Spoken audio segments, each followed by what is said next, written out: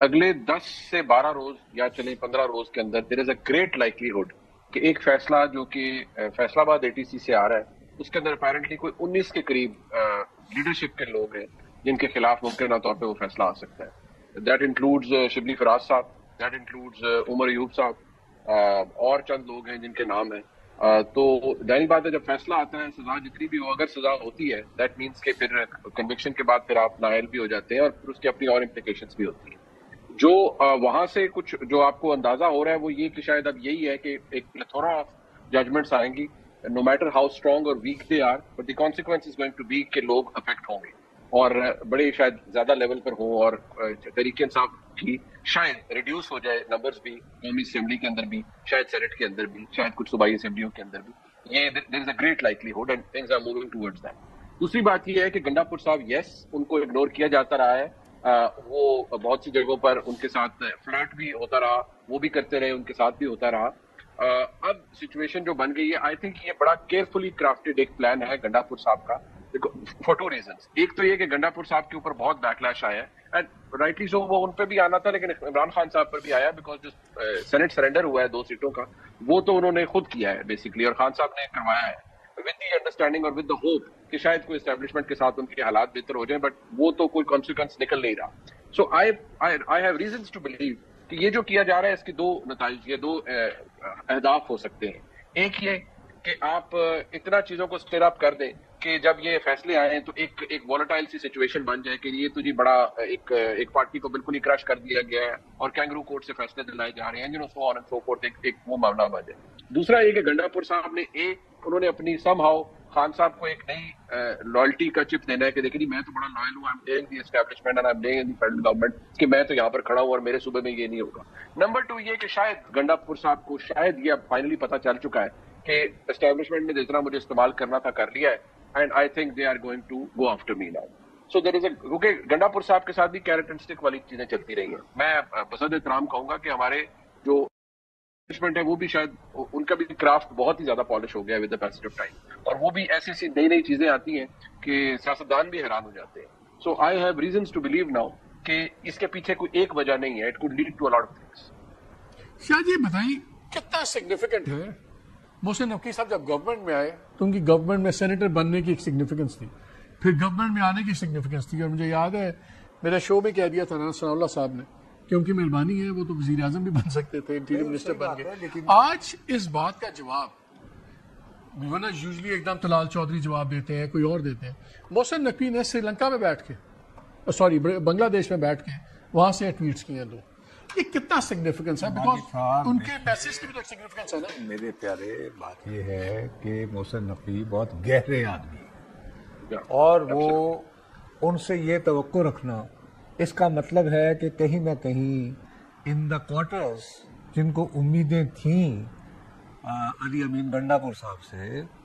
وہاں یار یہ کوئی مذاق نہیں ہے, خدا کا واسطہ ہے. ایک آپ کا الیکٹڈ چیف منسٹر کیمروں کے سامنے کہہ رہا ہے کہ اسحاق ڈار اور محسن نقوی کون ہوتے ہیں میرے صوبے کا فیصلہ کرنے والے. او بھائی میرے, ایک اس ملک کا وزیر خارجہ ہے, میں موصوف کو پسند کروں یا نہ کروں, ایک صاحب وزیر داخلہ ہے اس کو پسند کروں یا نہ کروں, اور نہیں یہ جلندروں ہے غازی ضیاء الحق شہید افغانستان آزاد کرانے دے ادو تین صوبہ یاد نہیں آتا. اکثر عبدالرحمان جو ہیں ڈوگری کے پٹھان جلندر کے, وہ اگر افغان جہاد کرے تو اس وقت بھی تمہیں یاد آتا کہ یہ تو ارے ہمیں غیروں کو پسند نہیں ہے.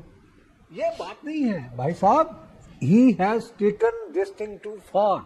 اور یہ میں تھوڑی بہت سن گن کی بنیاد پر کہہ رہا ہوں, ناٹ ذمہ دار ذرائع کی بنیاد پر, کہ بڑے خاص لیول پہ یہ احساس ہوا ہے کہ ہم نے لیش کو ضرورت سے زیادہ ہی لمبی کر دی ہے. اس ٹائم ٹو یعنی کہ پل اٹ. Therefore محسن نقوی صاحب یہ جو ٹویٹس ہیں یہ ایسے نہیں. منیب آپ کی کیا اطلاع اس بارے میں, آپ کو لیشز وغیرہ کی خبریں ہوتی ہیں, بتائیں نا ذرا. بالکل صحیح ہے, تسی میرے کھاتے بات تک رہے ہو جی چیزاں. سر بات یہ ہے کہ وین محسن نقوی صاحب اسپیکس دیٹ مینس کہ وہ رائٹ فرام دا ٹاپ کوئی بول رہا ہے, اور اسی لیے تو جو مذاکرات اور آفرز اور ان کی باتیں جتنی پھیلائی گئی بڑے ہمارے ملک کے نامی گرامی جرنلسٹوں نے پھیلائی,